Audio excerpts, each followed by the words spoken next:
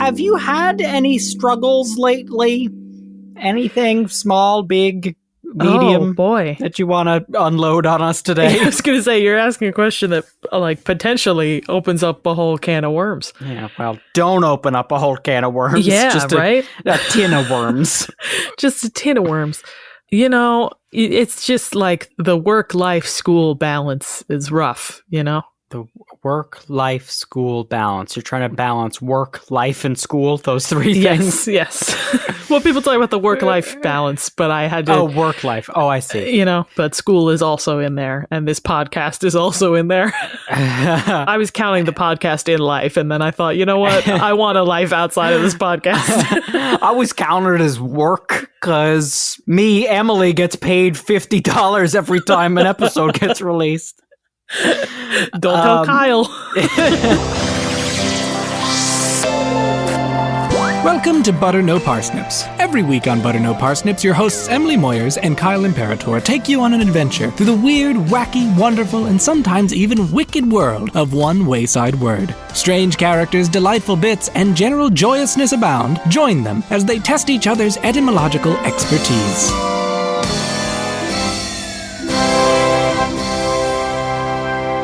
Hey, everybody. It's Butter No Parsnips. It's Butter No Parsnips. Welcome. I'm Emily Moyers. And I'm Kyle Imperator, and oh boy, do I have a word for you today, Emily. Okie dokie. I'm so ready, Kyle. Okay, Emily, your word today is Mogiphonia. Oh, no. Mogiphonia. Mogiphonia. With an O, huh? With an O. Boy, and it's Mogiphonia? Like, it is. That's how it's pronounced? That is. No, I'm just you didn't doing say a it little wrong, prank just on as you. a little trick. All right, Kyle, I'm going to pass. Emily, Uno reverse. Oh, dang it. Mogiphonia. So the phonia suffix I've certainly heard, but I feel like I've heard it in different meanings. So now I'm confused. What is the language? Gotta be Greek. You got it. Yeah. It's all Greek to all of us. It is. Yeah. And it's gotta be a noun. It is a noun. Correct. Okay. Yeah. That's, two correct statements there, Emily. You're well on your way to getting this definition. So here's what I'll establish right now. I suspect, because of the phonia suffix, that this relates to sound. Okay. But let me get the hint. Okay. Emily, your hint is Ariel. Oh, okay. Ariel. I mean, first of all, very timely. Little Mermaid in theaters now. In theaters now. It may or may not be true by the time this episode comes out. I feel like we keep walking into this trap. I know. We need to be paid royalties at some point. The fifth time we've done this. Okay. What? Mogiphonia? Mogiphonia. So I'm going to say that this is... it feels very on the nose for me to say, but is it having no voice or making no sound? Emily, you are close enough that I'm gonna give it to you. Nice. So, Mogiphonia specifically means difficulty in emitting loud vocal sounds, as in public speaking or singing. Oh, so like difficulty physically or difficulty anxiously? Yes, Emily, you've touched on the whole crux of the episode. Oh, I'm excited. Nice job. Yes. So, obviously, it comes from two ancient Greek roots, right? So the two words that I was thinking of were euphonium, the instrument. Oh, yeah. Mm-hmm. And then misophonia, which is the thing that Yes. I have where I hate like body noises, like chewing or Yep. sniffling or anything like that. Yeah, I'm sure there's a lot of other music terms like antiphony. But yes, so in this case, the suffix phonia is often used to describe medical conditions related to sound. Like misophonia. Like misophonia, exactly. Nice. And it comes from the ancient Greek pone, meaning sound. Yeah. Or in this instance, more specifically, it can mean the sound of the human voice, ultimately from a Proto-Indo-European prefix meaning to speak. Nice. Nice. So the weird part is the prefix, right? Yes. Maj. I feel like I've never seen that root in my life. And you won't ever again. The prefix maja comes from the ancient Greek adverb mogis, meaning with difficulty, hardly, or scarcely. Oh. And that comes from the verb mogeo, meaning to toil, labor, or to suffer. Wow. So literally the word means to have difficulty in creating sound. Yeah. Right? That is it. So Mogiphonia was coined by the German otolaryngologist Bernhard Frankl to describe some specific case studies that he was working on. And it was first published as Mogiphonie in an 1887 edition of the journal Deutsche Medizinische Wochenschrift, or German Medical Weekly. Beautiful, Kyle. Oh God, a Emily, round I've of been applause practicing. and a round of Steins. There's a lot in this episode. Oh, good. I'm excited. Okay. So this condition is often associated with people who use their voices for work, as in professional speakers like preachers or politicians, and singers. The British Medicine Journal reported on Frankel's work the same year that he released his report. And they describe one of his patients, a female vocalist, as a plump, rosy girl of whose artistic future the highest expectations were formed, and whose temperament was much less nervous than is usual in the case of singers. Nice. Good for her. But also, like, wow, this is 1887, and singers still have the same reputation today. We're a nervous lot. It's just, it's good to know that, there's some traditions that are just I mean, when you're laying your soul bare in front of others, like, fair. And you'll see why it's fair later, Emily. So they reported saying that she could start singing powerfully, but over time, in a short amount of time, actually, her voice would weaken until it hurt her to sing. But even though she couldn't sing without causing pain, her speaking voice remained quite natural and free from huskiness, as they put it. Interesting. So she could still talk fine, but it was the singing that hurt her. I mean, I could see that, just that, like, if you're singing, you're like pushing a little harder. Sure, absolutely. Than when you're but speaking. They did tests, and Frankel basically couldn't figure out why this was happening with her or any of his other patients suffering from this. And some of his other patients weren't singers. There was a governess and a preacher, I think, that they just happened to be using their voices very loudly for work, and they couldn't yell anymore, but they could talk without pain. Right. Frankel's first instinct was to try to treat her with an electric current, which, of course didn't work. But of course that was his instinct. Right, Exactly. I'm brought back to the context in which we coined our favorite nonsense word, gaga doo-doo nonsense. Yeah. Which is the context of psychology. Absolutely. I mean, it is truly a field of gaga doo-doo nonsense, really probably up until 2010. I'm guessing. Like a year ago. Yeah.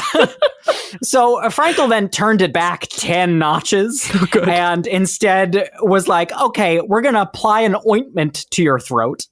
And then he grasped the larynx firmly with both hands and strangled her to death. And strangled her and said, if she's dead, then there's no pain. Problem solved. Problem solved. Well, no, he grasped the larynx firmly with both hands and rubbed from above downwards on each side from 40 to 50 times. I don't like it. And this seemed to have cured her after a 6-week regimen of doing this. Wow. I can attest to this, actually.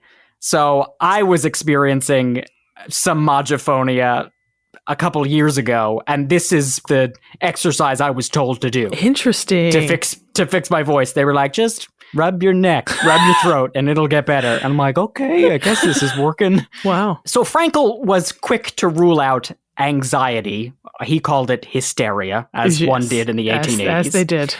But the high expectations that I mentioned might actually have truly played a part in her issues, which seems only obvious, right? So, like, the fact that it was in front of a crowd was the cause, but not because she was anxious? Well, so they state in the report that she had a very bright future with the highest expectations. And so some of that anxiety of, owning up to yourself, right, is a part like that kind of like mortal anxiety, I guess. Right. Not like stage fright, but just like, I have to do this, the world depends on it. Exactly, Emily, exactly. So an eminently readable, if sometimes problematic, 1942 article by H.G. Sear called The Occupational Maladies of Musicians describes the multitude of conditions that plague music professionals. Of mogiphonia, it reads, almost all professional singers end their careers by the giving out of the voice, and almost always it is overwork plus anxiety that brings it about. He must appear. His public demands it. The show must go on. The 3 terse sentences are an arraignment of the social system. I mean, yeah. This is the problem with the entertainment industry today, We gotta get someone on this, someone who speaks for the people. That's right. But how will we find it? It's happening to the speakers. And that's why it'll never happen, Emily. That's true. We need a Lorax for musicians. So, mogiphonia is now seen as psychoneurotic in nature. It is a type of dystonia, which is a neurological disorder producing involuntary spasms. Oh, wow. Specifically, it's a focal dystonia because it affects a specific part of the body. It's focused. Yeah. Sear also mentions a different focalized fable in his list of musical maladies, which I think is fun. The pianist Vladimir Horowitz once canceled a recital, and the sponsors put out a notice reading, Vladimir Horowitz is convalescing from a traumatic tenosynovitis of the flexor digitorum sublimis and profundus muscle at the metacarpophalangeal joint. Can we get Arna back in here? I'm confused. Most people were confused, Emily, but one columnist was not and translated that sentence for the public and said, they mean he has a sore finger. I can't go on. My fingy hurts. Well, we can't put that in the paper. Yeah. Well, that's not good enough to cancel on. We gotta tell them something. They paid hundreds of dollars for these seats. What are we gonna say? Quick, get a medical thesaurus and make something up. Basically. So, Emily, musicians aren't the only types of artists to suffer from dystonic disorders. Can you believe that? I can. Oh. End of discussion. Episode over. Tell me more. So it's actually believed that Frankel named his condition, mogiphonia, after a previously existing condition, mogigraphia. Oh. Emily, can you guess what mogigraphia is? Inability to write? Basically, Emily, mogigraphia is a fancy term for writer's cramp. Oh, sure. That makes sense. Have you ever experienced writer's cramp, by the way, Emily? For sure. So in high school, my English teacher had us do like in-class essays all the time, so I was very used to writing those. And then in college, I had to write an essay in class for the first time in like 2 years. Yeah. And my hand suddenly could not do it. And I was like, oh my God, how did I used to do this all the time? Honestly, every time I have to write out a grocery list, my hand's like, Still, like, Ow. if I have to write more than 10 words in a row now, it's like, oh my God. how did anybody ever do this? How did I do the SATs? So, mogigraphia comes from the ancient Greek graphein, which means write. And it goes back as a term to at least the 1850s. But the condition itself is surely older, one can assume. Those guys writing manuscripts that would put in the endnotes, my poor hand. Yes, exactly. Yeah. The term mogigraphia, interestingly enough, counts among it many synonyms, including the following. Besides writer's cramp, there are pianist's cramp, tailor's cramp, milker's cramp, graphospasm, chirospasm, penman's spasm, writer's palsy, scrivener's palsy, writer's neurosis, and, the best of them all, a stuttering of the hand. I like the ones that are just cramp preceded by any profession that uses your hands. Any profession. Anything with fine motor control. So the affliction mogigraphia comes in 4 descriptive flavors: spastic, paralytic, neuralgic, and tremulous. Oh. And it has affected professionals the world over for generations, as one can surmise. For instance, the Italian physician Bernardino Ramazzini, in a supplement to his 1713 De Morbis Artificum Diatriba, or Diatribe on Artists' Diseases, which itself was a seminal work in the field of occupational medicine. Oh. In it, he described how a notary friend of his was left with both arms paralyzed due to his constant writing under stress. Wow. Like all the way up paralyzed? Like all the way up paralyzed. Just couldn't use them. God, now I feel like I can't ever write again. What if that happens? Or else. Emily, can you tell me which flavor of mogigraphia that would be? There was one that was like paralytic, right? Paralytic, you got it. Also, an epidemic of telegraphists' cramps between the 1850s and 1950s afflicted so many Morse code operators that it led to major union reform efforts in the British Post Office. Wow. How do you reform that, though? Somebody's got to tap the tapper. Yeah, it was a very long article, so I didn't get that far into it. That's fair. Because they tried like 3 times before they did anything. Yeah. And much like mogiphonia, Emily, mogigraphia seems to be action-specific. So we mentioned before how mogiphonia would affect the singers only when they were singing, not when they would speak, right? My example here is the philosopher and organist Albert Schweitzer suffered severe muscle cramps his entire life, but only when he was writing, never when he was playing the organ. Well, it's that like repetitive motion thing that'll do you in. It's the repetitive motion, and it's of like a specific pose too. Sure. I would get that sometimes working as a cashier. I would get like one wrist would start to hurt after a while of just like moving stuff across the register 80 billion times a day. That's happened to me before with like checking books in too.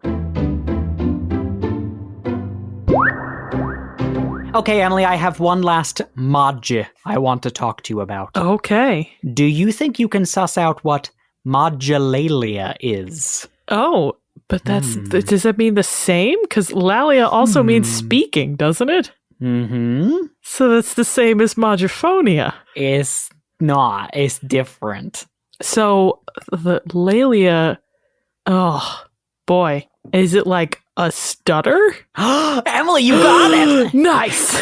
Nice! Yes, so Emily, mogilalia is difficulty or hesitancy in speaking, as in stuttering or stammering. So the lalia suffix, that's gotta mean, like, is it specific to the tongue? No, so phonia is more generally sound. Right, but lalia is speaking. So it comes from the ancient Greek lalos, meaning talkative or babbling, from laleo, meaning I talk, I speak. Huh. Whereas the pone or is pone making sound, is making sound, and in one instance can be seen as the sound of the human voice, not necessarily talking. Right. Could be Do you know what I just mean? like, ah. Yes, exactly. So mogilalia is a much older term than either of the last two we've talked about, surprisingly. It goes back to at least 1688 in a book called The Academy of Armory by Randall Holm, spelled like candle or like Cotgrave. Wait, Randall. Randall. Okay. Yeah. I was like, how is Holmes spelled like candle? It's just got a silent andle in it. Like, what? Randall describes mogilalia as when the tongue is tied either too straight or too loose, which I love. Delightful. So has that term been used to refer to like people who have a stutter as a condition, or just could it also just mean like tripping over your words in general? No, it specifically relates to stuttering as a condition. Gotcha. Wow. Yeah, I mean, you could probably, for any of these, they're so infrequently used outside of medical terminology. Right, you could that stretch if it. you and I wanted to, we could, by extension, give them that. I don't think that's, a far reach. Right. No one would know what it means either way. So Right, exactly. So stuttering itself, Emily, has been documented for millennia. yeah. The ancient Egyptians called it neat, and it's insinuated that Moses had a stutter when he bemoaned to God in Exodus 4:10, Oh. I am slow of speech and tongue. Wow. And then God responded, he was like, yeah, I know, just do what I say, okay? God's like, I made you that way. Yeah. For some more modern examples of stutterers, Emily, both actor James Earl Jones and President Joseph Robinette Biden are known to have struggled with mogilalia. Wow. But stuttering isn't necessarily a struggle. It can also be harnessed for creative purposes. Emily, you covered Finnegan's Wake on our Quark episode. I did indeed. Would you mind briefly explaining your perception of James Joyce's writing style in that book? Oh, just kooky crazy. Kooky crazy! Yeah, very like stream of consciousness, just no rhyme or reason, made up words, craziness. Craziness, yeah. So in writing Finnegan's Wake, one could argue that James Joyce embodied his eponymous character, whom he introduces as Bygmester Finnegan of the Stuttering Hand. Beautiful accent work. Thank you so much. The person who I listened to the audiobook for this was Irish. Yeah, so David Spur, in his article Stuttering Joyce, explains that the author's use of mogilalia in the book is connected to imagination, where the origin of stuttering in the context of the plot of the book is placed in an age before language was harnessed and codified. And so it's seen as this kind of mystical thing. And that's why the language appears that way in the book. Sure. Because there is, it's true. There's lots of like repetition of syllables and things. Yeah. It's the like written form of this like mystical language, I guess. Wow, that's super interesting. He explains that Finnegan's living at the limits of the imaginable in the book is reproduced in Joyce's language, itself spilling over with its plurality of sounds and senses, a language which, through the overwhelming multiplicity of its ruptures and stammering repetitions, forces the limits of imagination. Wow. Well, Emily, to end this on a high note, I'm going to leave you and our audience with an example of this stuttering repetition in Finnegan's Wake, and then I'll meet you on the other side. It's short. Okay? Go for it. I'm always excited to hear some Finnegan's Wake. Okay, so Joyce writes, For the clearer of the air from on high has spoken in Tumbledum Tambledam to his Tembledum Tumbledoom world, and Mogiphonoized by that phonemenon, the inhabitants of the earth have terror rumbled from firmament unto fundament, and from Tweedledee-dums down to Twiddledee-dees. Beautiful. Michael Hoickling. Moikaloikling. Kyle, now you're making me feel like a schmuck for not doing accent work when I read my excerpts from Finnegan's Wake. There's so many more excerpts from Finnegan's Wake. I'm sure we could do 100 more episodes on it. That's fair. Hey, tune in next week, you guys, for me reading just a chapter from Finnegan's Wake in an Irish accent. Emily, before we get too far afield from what I just read, did you hear a word in there, mogiphonoized? I did. I was going to ask you about that word if I remembered what it sounded like. I'm glad that you were going to. I wanted to end on this quote because mogiphonoized has been translated by one scholar as meaning having megaphonically amplified one's mogiphonia. Wow. Beautiful. Moikaloikling. Moikaloikling. All right, Emily, that's a trio of Mogis for you. Fantastic words, all of them, but particularly Mogiphonia, super fun, super interesting, and I love that you brought back Finnegan's Wake. I mean, all the little tangents we went on were really fun in this episode. And I hope they were so fun that you'll be able to answer this question, Emily. Oh, no.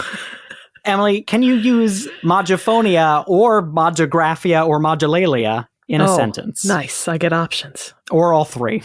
Oh no. See, if it were you doing my episode, you would try to get all three in a sentence. I absolutely would. But I'm not an Icarus like you, Kyle. I'm not going to doom myself you're just like an that. Ichabod. Okay, Mogiphonia. This is a hard one. I know. It's because it's so specific. It is so specific, but use it by extension, Emily. We can get it started. I think it's possible to use, like, in the sense of losing one's voice before a big speech or a concert. I think that's fair use, you know. Well, I'll do it slightly different. When I sing alone in my car, I often sing very loud and with reckless abandon, but as soon as a car pulls up next to my car, I immediately am overwhelmed with Mogiphonia and stop. Oh wow, Emily, that is such a perfect sentence for this. I love it. Hopefully you're singing Poor Unfortunate Souls from The Little Mermaid in theaters now. We're going to get in trouble with this one these days. I don't think so. I think they're going to send us popcorn. Yeah, that's all we want, Disney. Just popcorn is fine. Just popcorn. Okay, Emily, are you ready for a game? I'm ready for a game.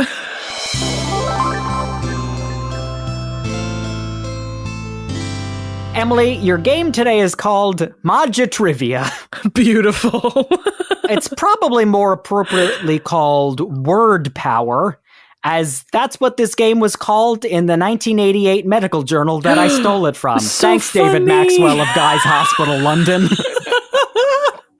Love it. This guy just put a word game in this medical journal, and I was like, I'm having at it. I'm now going to start combing academic journals for my games. I know, right? He actually mentions like someone else's word game that he was basing it off of. So probably is there. So Emily, I'm going to give you an obscure medical term and 3 choices of a definition, and you're going to have to tell me which one's correct. Okay? Love it. Your first answer is poliosis. Oh. Is poliosis the graying of the eyebrows or eyelashes, early symptoms of polio, or pressure of speech? I feel like it's got to be early symptoms of polio, not just because the first half of it is polio, but because the second half of it is oleosis, which sounds like scoliosis, which is also like posture related. Interesting. So that's what I'm going to say. Okay, you are incorrect. Poliosis is actually graying of the eyebrows or eyelashes. What? More fully, it is partial grayness or whiteness of hair, especially of prematurely. So it doesn't have to be necessarily the eyebrows or eyelashes. Gotcha. So just going gray, young. No, in spots.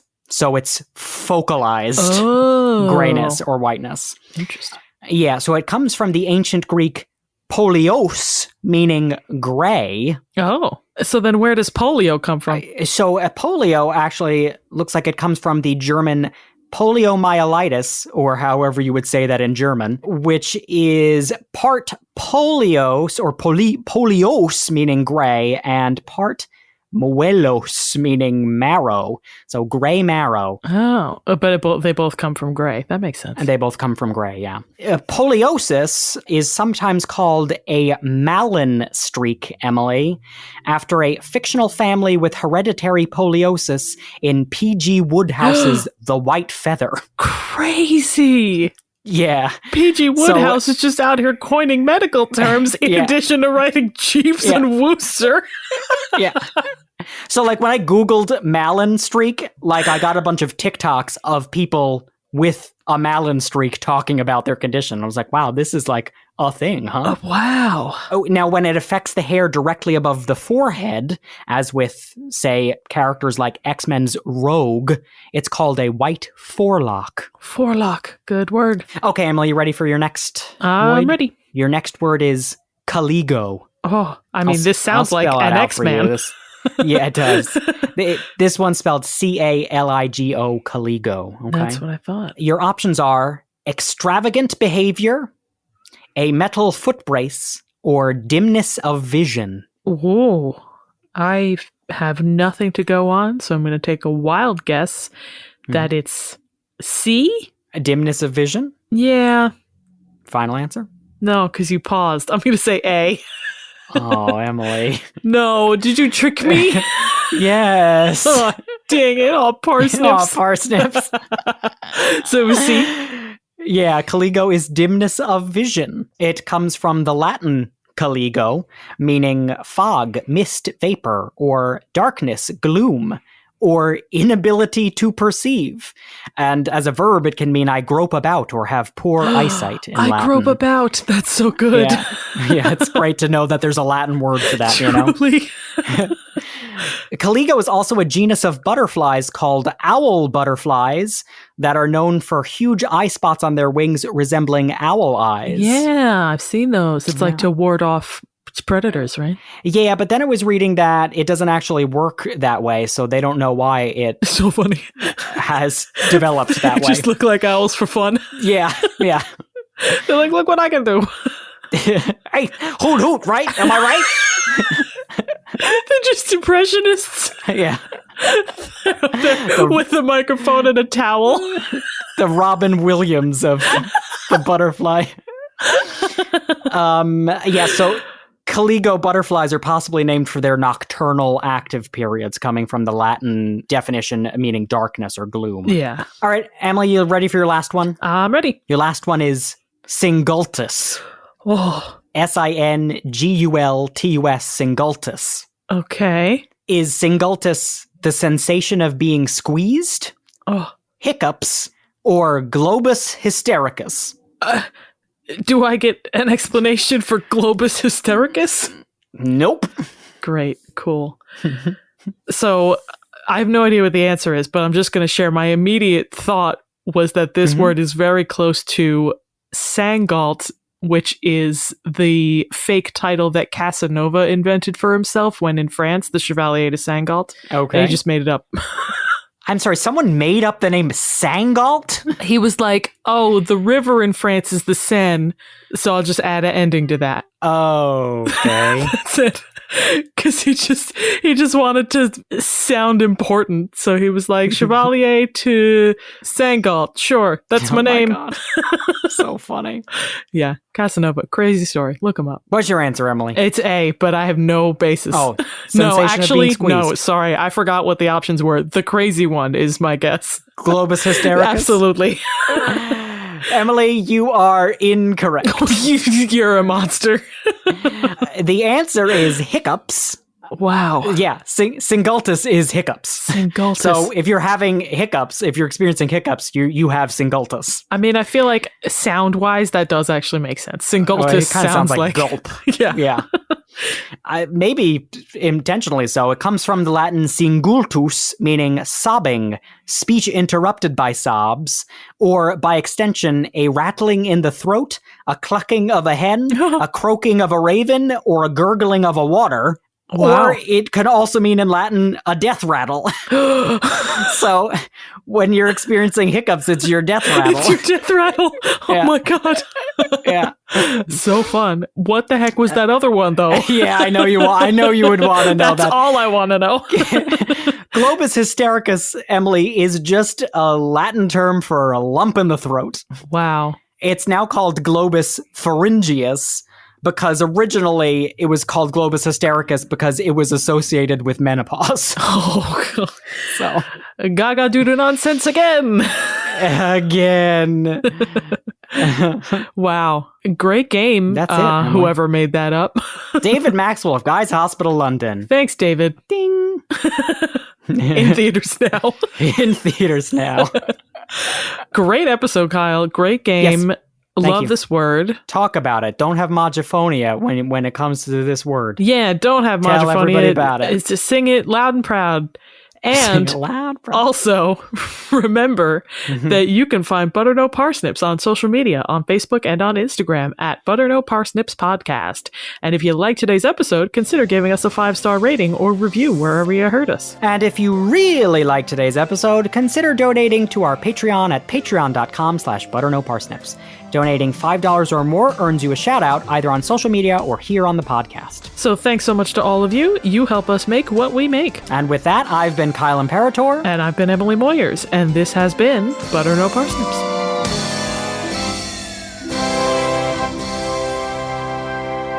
Thank you for listening to Butter No Parsnips. Butter No Parsnips is produced by Seth Glicksman, Emily Moyers, and Kyle Imperator. The theme music and additional music is by Kyle Imperator. If you liked listening to this episode, subscribe and give us a good rating and or positive review wherever you heard it. If you really liked listening, consider donating to our Patreon at patreon.com/butternoparsnips. There you can get bonus content you can't get anywhere else, like the monthly Patreon exclusive podcast Buttered Parsnips. Your support means the world to us and encourages us to keep making more. Thanks in advance, and we'll be back next week.